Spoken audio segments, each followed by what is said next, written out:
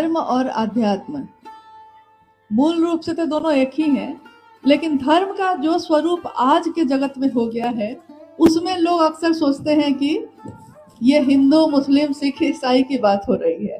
धर्म मतलब ये हो गया।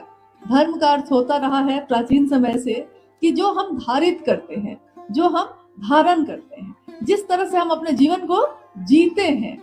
तो मूल रूप से तो सारी दुनिया के लोग एक ही तरह से जीवन को जीते रहे हैं, और खासकर भारतवर्ष में।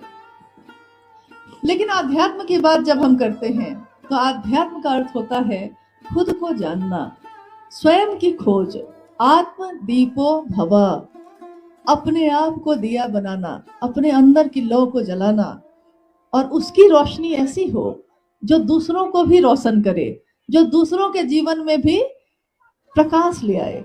तो आध्यात्म की यात्रा जो है, आध्यात्म का जो रास्ता है, उसमें जैसे ही हम नाम लेते हैं आध्यात्मिक यात्रा, इसका अर्थ होता है कि किसी जाति की बात नहीं हो रही, किसी धर्म की बात नहीं हो रही है, जिसमें जाकर सारी जाति, सारे धर्म, सारे संप्रदाय, सारे वर्ण सब समाहित हो जाएं, सब एक हो जाएं। आध्यात्म का वही अर्थ होता है। इसीलिए ये एक आध्यात्मिक परिचर्चा है। शिव गुरु परिचर्चा आपने हमेशा देखा होगा, बैनर पे लिखा होता है एक विशुद्ध आध्यात्मिक परिचर्चा, यानी एक ऐसी चर्चा जिसमें शिव के गुरु स्वरूप की बात हो रही है, लेकिन इस बात में किसी विशेष चीज की बात नहीं हो रही, सबकी बात हो रही है, सर्वहित के लिए बात हो रही है। शिव शिष्यों के लिए 3 सूत्र जरूरी क्यों है, इसको सुनने के लिए थोड़ा ध्यान से सुनना होगा आपको। कि जब हम तक ये बात पहुंची, हम सभी तक ये बात जब पहुंची, साहब ने जब कहा कि शिव मेरे गुरु हैं, आपके भी हो सकते हैं, तो उन्होंने 3 सूत्रों का निरूपण किया। पहले सूत्र में, दूसरे सूत्र में और तीसरे सूत्र में जो बातें उन्होंने बताई, कहा कि जैसा मैं कहता हूं वैसा अगर करो, वैसा ही करना होगा, लेकिन जैसा मैं कह रहा हूं, तो परिणाम ये होगा कि जीव शिव जैसा नहीं, शिव ही होगा। परिणाम ये होगा, लेकिन जैसा मैं कहता हूं वैसा करिएगा तब। और उन्होंने एक बात कही कि जब मैंने शिव को गुरु बनाया था, यानी साहब ने जब शिव को गुरु बनाया, उस समय 3 सूत्र नहीं थे, कोई बताने वाला भी नहीं था।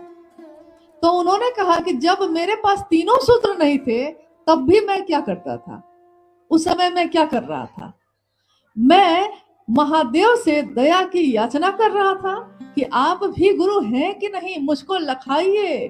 गुरु पैया लागू नाम लखाए दीजो रे, हे गुरु आपके पांव पड़ता हूँ, मैं कौन हूँ, क्यों आया हूँ, मुझको बता दीजिए, मुझको दिखा दीजिए। तो उन्होंने कहा कि उस समय भी मैं क्या करता था, दया ही तो मांगता था, दूसरों से शिव की बात करने लगा। सन 1982 में मधेपुरा में उन्होंने पहली बार लोगों से शिव की बात शुरू की। तो उन्होंने कहा कि मैंने लोगों से क्या बात की, शिव की बात की, ताकि लोग महादेव के तरफ चल सके। बात शिव की, लेकिन उसके लिए क्या क्या किया।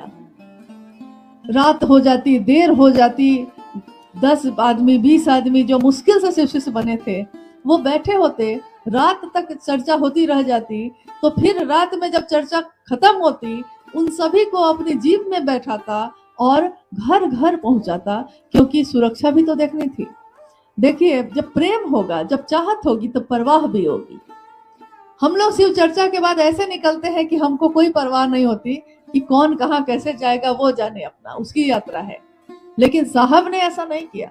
उन्होंने कहा कि मैंने ये भी परवाह की, शिव चर्चा की शिव के लिए, लेकिन लोग शिव की तरफ प्रेरित हो, इसके लिए उन्होंने अपने आचरण से किसी को चाय पिलाया, किसी को भोजन कराया। आपने सुना अभी राजमणि मां नीलमानंद, जिनके एक आंगन में 100 नौकर रहते थे, वो किसी को भोजन बना के परोस रही हैं, जूठी थाली को उठा के ले जा रही हैं, हो रही हैं।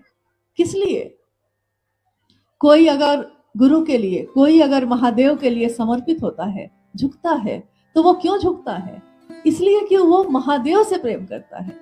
लेकिन झुकता सबके आगे है कि वो भी महादेव से प्रेम कर सके, वो जाने कि महादेव कितने सुंदर, कितने अच्छे हैं, और उनके नजदीक हो जाए। जब प्रेम मिलेगा तो लोग नजदीक होते हैं। महादेव की बात के लिए साहब ने शिव की चर्चा की।